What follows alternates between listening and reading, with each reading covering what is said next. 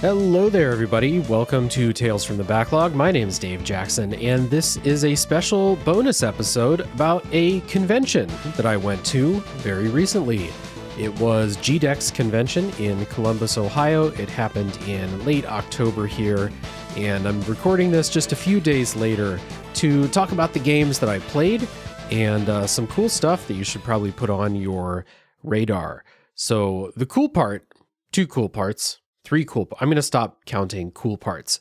One of the best parts about it was to have some local, in air quotes, local podcast friends all come together to go to this convention together and hang out afterwards and stuff like that. So shout out to friends of the show, Jacob McCourt, Katie Lesperance from Left Behind Game Club. Jacob also does the Crossplay Conversations podcast. Shout out to Asa Green River. Shout out to Brian Skirsha from Pixelated Playgrounds. And someone I got to meet for the first time, Dan from the Greatest Story Ever Played podcast. Good group of folks to get together, go to the convention, play some games, get some drinks, have some good food together. Always very fulfilling to meet and hang out with friends from around the space. They're just such amazing people around the games, podcasting, media, journalism, criticism space that I hang out in. They're just awesome people. Always love a chance to meet them in person. So that was fun. Shout out to all of you. You rock. Now, for GDEX itself, it was an interesting convention, and my only convention experience previous to this was doing PAX East earlier this year, and GDEX apparently has been in the city that I've lived in for a long time. I never knew about it, even back in the day when it was bigger, back before the pandemic. Saw, things like Sony was there and stuff before. It's now very focused on small indie developers. And when I say small, I mean small. Like, there were a couple of publishers there. Midwest Games was there showing off some games that they are showcasing, some stuff that's finished, some stuff that's in development. And there was a game published by Whitethorn there. But that's it. Everything else, everyone else I talked to is self-published. And a lot of the games that I played, the developers I talked to, are not full-time game developers.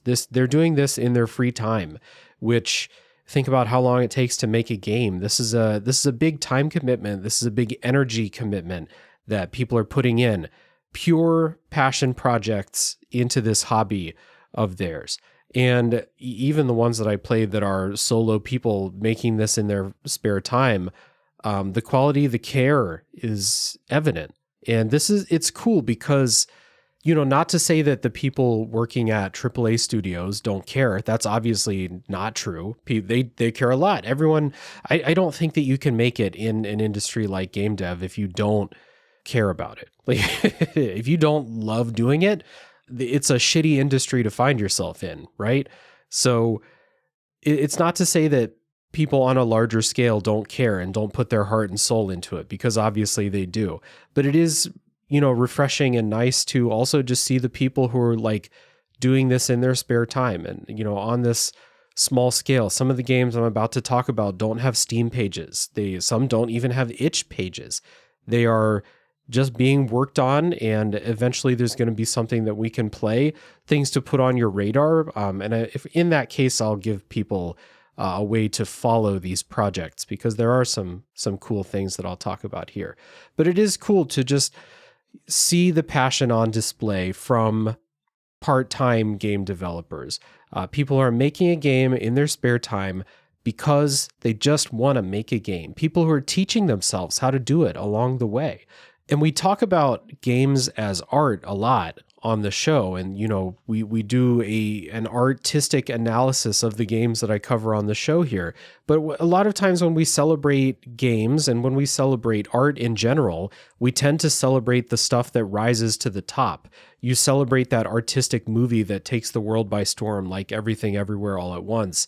Or you celebrate the art that you see in a museum, or you celebrate the games that make it to the trending on Steam, or the games that, a prominent YouTuber plays and they rise into, the public sphere, the Gen Pop sphere, Or maybe not. Maybe they just rise into like, hey, all your friends who have podcasts are talking about it. We celebrate those all the times. And this is a reminder, not that we need a reminder, but it is a reminder that there is genuinely awesome stuff that people are doing purely out of the love of the game. The love of the game. And they should be celebrated too. So what I'm about to do is I have my top 5 games that I played at GDEX. I'm going to share those with you in alphabetical order. And then I have 3 quick honorable mentions that I'm going to give before the top 5. And even though a lot of the things that I put in the honorable mentions, the 3 that I put in the honorable mentions are either like very much works in progress, things that I might not play by myself, not my type of game generally, but they are like interesting projects that I do want to highlight because just because it's not for me doesn't mean it's not for you. So the honorable mentions real quick, they are Skatefish, which is developed by Sudden Event, published by Whitethorn Games. This is a game where you skateboard around, you click on fish that are out in the water, and you skateboard, you do tricks on the skateboard to earn points to fill up a bar. When you fill up the bar, you catch the fish. And you use the fish that you catch to make money to buy, cosmetic upgrades for your skateboard. And there are in-app purchases that are optional. This is a mobile game developing for iOS and Android.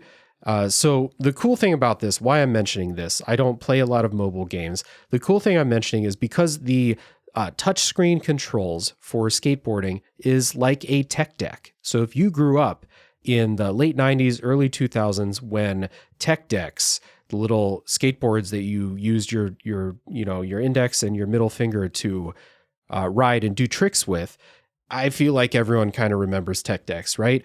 That's how you control the skateboard here. So you put your 2 fingers on the board on the bottom of the screen, and then you lift up your fingers in different, formations, or you might, swipe as if you're trying to flip the board, do a 360. The fuck's that? Like a pop shove it or something like that, or different things to do a kickflip. You ollie by lifting 1 finger off at a time in a sequence.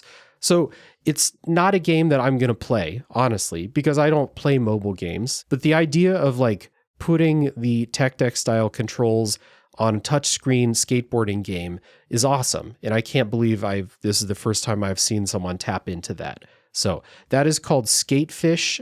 You can find it on the App Store, and I'll put a link down in the show notes. I'm going to put a link for all of these in the show notes. I'm not going to say it from now on, but there will be links in the show notes. If you're interested in what I'm talking about, please check that. The next game is called Tales of Thysria.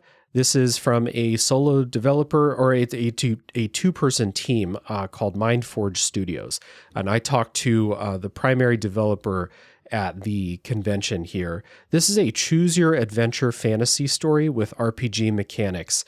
And the RPG mechanics that you choose to put your skill points into will affect your ability to do certain actions in the choose-your-own-adventure framework. Kind of like if you played Sunless Sea or Sunless Skies or even Road Warden, where you might choose, I'm going to go on here and I'm going to choose to sneak instead of do a direct attack. Well, you're going to have skills that govern your ability to do those things. So combining choose your own adventure with RPG stuff is pretty natural.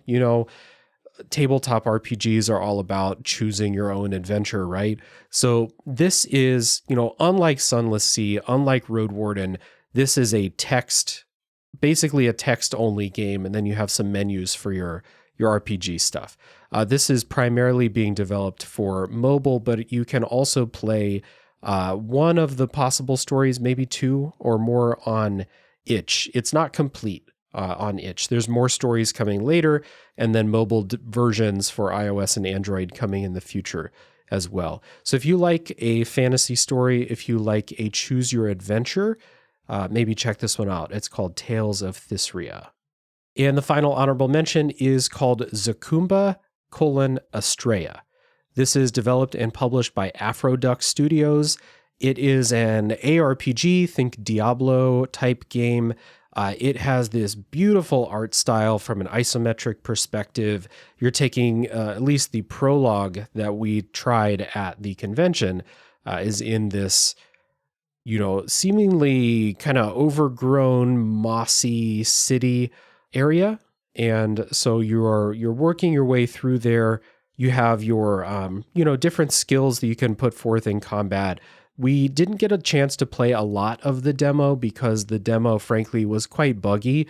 But to the developers' credit, they were working really hard to try it, in real time. You could see them working on it in real time in there to try and get that fixed.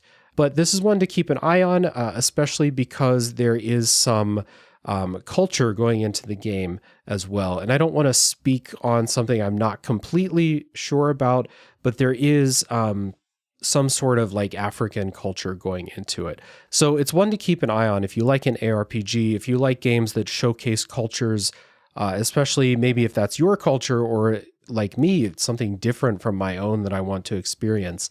Maybe keep an eye on this. There is a demo of the prologue on Steam right now. And again, in the show notes, you'll find that link. So on to the top 5 games that I played at GDEX. And these are in alphabetical order, so no preference to what's coming first or last. The first game is called Dark Sky. It's developed by Ganymede Games and published by Midwest Games. And this is a deck building narrative game. It's a linear story deck builder RPG. Think SteamWorld Quest. Really, really pleasant hand-drawn comic book style art. I really, really like the way this game looks. That's what drew me to it in the first place, is seeing how it looks. It has crafting and upgrade system for your cards. Again, similar to, think about a run of Slay the Spire or in SteamWorld Quest, you can upgrade your cards and your moves become more powerful. In combat, you have multiple people who share an energy pool, and that governs how much you can do on a given turn. The environments also feature things like debris on the battlefield that will block attacks if you need a break, but it will also prevent you from attacking. So there's a little bit of tactical movement. Lots of attacks will say it attacks in a straight line. So if you want to hit a certain enemy, you need to be standing in front of them.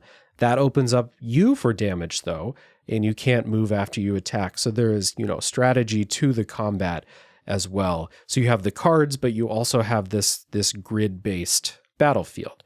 Think of a Mega Man Battle Network or something like that. And the Mega Man Battle Network has cards that work in a similar way as well. The difference is this is completely turn-based. So there is a story that I got to see the very beginning of that seemed like, decent writing. I enjoyed reading it, but with this, and especially the one I talked about earlier, Tales of Thysria, a convention show floor is just not a good place to read and really get into a story. There's just too many distractions, too much noise, people walking past. Maybe I'm sitting and talking with a developer as I play. So it's really hard to focus on a story. But the story did seem interesting. So that is Dark Sky. It is fully released at this time. You can find it on Steam. Real quick, Midwest Games was also showing off 2 other games at the convention. One was Duck Paradox, which I have played. I played at PAX East, and I talked about it in the PAX East episode. That game has since gotten a full release. It is out, and it's a lot of fun. So you can find that on Steam as well, Duck Paradox. They were also showing off a couch party game, think Mario Party, and that game is called Floor is What? Fun title. If you like party games, maybe check that out. Floor is What? The next game in the top 5 is called Derelict. It is made by a solo developer who goes by No Waves. That is one word, No Waves. Derelict is a top-down Zelda Hyperlight Drifter inspired game. And you can see both of those influences pretty well. The Hyperlight Drifter influence comes from the fact that the game starts, there is a couple of NPCs who will give you a hint for where to go, but you're off to just kind of explore in whatever direction you're able to without a marker telling you where to go, stuff like that. The Zelda influence is on display also. During the demo that I played, I picked up a hook shot. You have a short, sword combo to attack enemies. There was a boss fight in the demo. And for, a very short time playing demos on the convention show floor, there's a certain magic in just a game that sets you free to explore. And the promise of finding something interesting out there. I'm poking around in corners, I find a cave. Inside the cave, I find the hook shot, and I'm off. And that's about as far as I got. As I played that, I got a boss fight, stuff like that. But I did feel that feeling, that good feeling in a game like this, where you want to explore, and the game has set it up for you to do just that. So that game is called Derelict. It is in progress. There's a demo that you can play on itch.io. The next game is called Mole Maiden, developed and published by Tasty Games LLC. Mole Maiden is a 2D action platformer where you do the Ori and the Will of the Wisps digging mechanic as your primary way of movement. It's very similar to Pepper Grinder that came out, maybe that was earlier this year, or maybe that was last year. I don't fucking remember anymore. But the difference between Pepper Grinder and Mole Maiden is Pepper Grinder was a kind of like, almost like a puzzle platformer. Like you need to figure out how to get to that edge of the screen and make it to the next one using your movement mechanics. Mole Maiden seemed like a more, I don't want to say Metroidvania because I don't know if it actually is, but that kind of exploration. There's a story, there are characters that you talk to, more focus on that story, more focus on characters, and less of a like screen by screen platformer focus, and more of like that 2D action adventure game focus. You have a standing attack. You can just swing and attack. And then there are these, sand areas that you can burrow through and do that. And, I gotta say, I think more games should do this. That burrowing mechanic is just really fun. I enjoyed what I played of the demo of Pepper Grinder with that mechanic, and I enjoyed what I played of the demo of Mole Maiden here. Mole Maiden is on Steam. There is a demo out right now. 2 more to go. The next one is called Quiet on Set. Quiet on Set is made by Skookum Arts. Skookum Arts made a puzzle game called The Pedestrian that got really good reviews, and their new game is very different. Now, by the developer's own admission, Quiet on Set is not quite a game yet. It is a proof of concept, I felt like. But the concept of it was so cool that I watched the developer show me what was going on, and then I wanted to try it out for myself. And I found myself like very intrigued by where this could go. So the premise of Quiet on Set is you're exploring an empty film lot during the golden age of cinema in Hollywood. So you have these big film set buildings, and they're all completely empty. And you have a magical camera, a film camera, that you can set up. You put a reel of film into it. The camera takes a 360-degree scan of the area. You take the film out, you plug it into your TVs, and then you can watch a recording of the past. It reminded me a lot of Tacoma, where you're watching these scenes play out from the past. The difference between Tacoma and Quiet on Set is Quiet on Set has the same events playing out over the same timeline, no matter where you are in the level. So part of it is positioning your camera, taking that scan of the area, watching the video and being like, oh shit, there's a guy there. He's doing something. But maybe the perspective is not right. Maybe the angle is not great. Maybe it's too far away. So you pick up your camera, put it in a better position, scan again, and then you can maybe get a better view of what that guy's doing. And what you're trying to do is solve the mystery of why this place is empty. And so they showed off the first kind of puzzle where you're locked in this film set and you need to open the garage door. So you need to get the right perspective to see a piece of paper that this guy is pulling out of a desk. And once you do, you can see that piece of paper has the door code on it, but you won't see it unless you have the right angle on it. So that idea is really, really cool. And so the game just kind of like sets you free to find a lead, take a couple scans, maybe you see a dude walking, and then it's up to you to follow your pursuit, whoever you want to follow. The developers told me that one of their goals is to not have a main character in here, that every NPC that's populating, the past events that you're seeing in these recordings, they could be the main character. So you could follow them and find out what's going on. So it's completely player driven. Follow your curiosity. And it's a really, really cool idea. So that's Quiet on Set. It does not have a Steam or itch page at the moment, but the developer does have a YouTube channel where you can follow the progress of the development here. So again, link to the YouTube channel in the show notes. Again, that's Quiet on Set.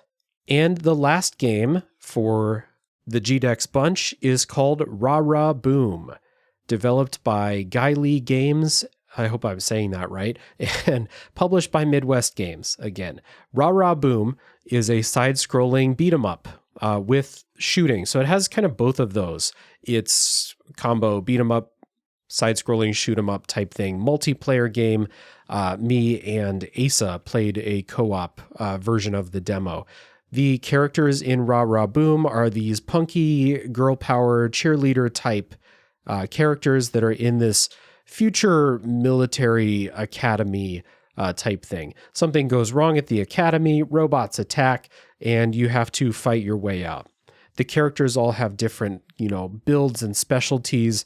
So two characters may be similar, but they'll have different types of weapons. They'll have different types of special moves and things like that. And I've always heard that playing beat 'em ups and things are best in co-op, and you can do that in this game. I really enjoyed the voice acting, by the way. Very, fun voice performances in the demo that we played. So that is Rah Rah Boom. It's very colorful. The music is fun.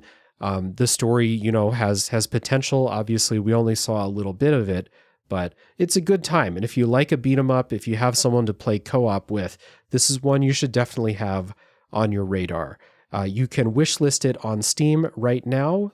Once again, that is called Rah Rah Boom. So that's it.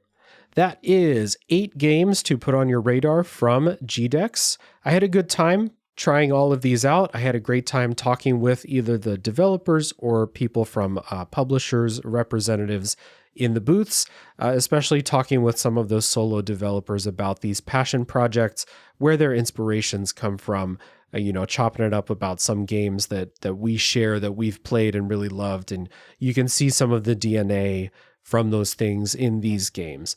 And these all are going to appeal to somebody listening to this. So again, 8 games to check out: Dark Sky, Derelict, Mole Maiden, Quiet on Set, Rah Rah Boom, Skatefish, Zakumba Estrella, and Tales of Thysria.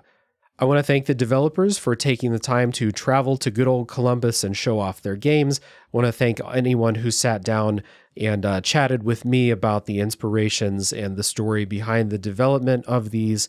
And I'm definitely excited to try these out as they progress. Like we said, there's a couple of these that are fully released, but a lot of these are very much works in progress. So things to keep an eye on, things to throw on the Steam wish list, things to try some demos, something for everybody in here.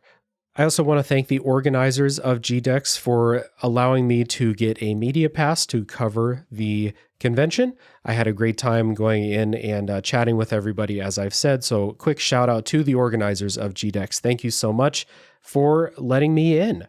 So that is GDEX 2024. I hope you have found something that sounds intriguing to you in here. And as always, thank you for listening. If you've enjoyed this episode, if you want to hear more things about conventions in the future, I am definitely planning more of that, but you can help me try to raise my profile a little bit. Big way to help is by sharing the show with a friend. You can leave a rating and review if you are listening on Apple Podcasts, Spotify, Podcast Addict, or on YouTube. Likes and comments are helpful. That will help more people find the podcast. You can join the Discord server to talk about, anything you want to talk about, really. We have a lovely, thriving, active community in there. There's an invite link in the show notes. And last but not least, you can support the show monetarily at patreon.com/realdavejackson. And that's all. Tune in next week for the next game to come out of the backlog.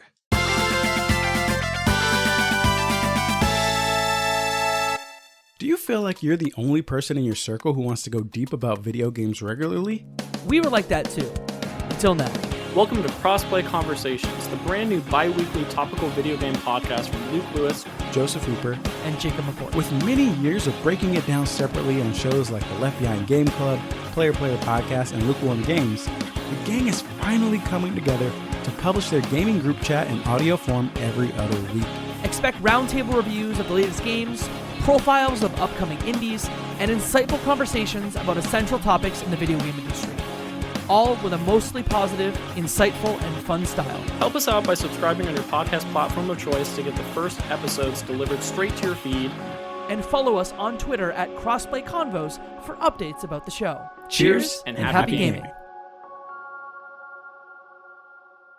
Hello, my name is Andrew. I'm Dylan. And I'm Aubrey. And we are your friendly neighborhood gamers.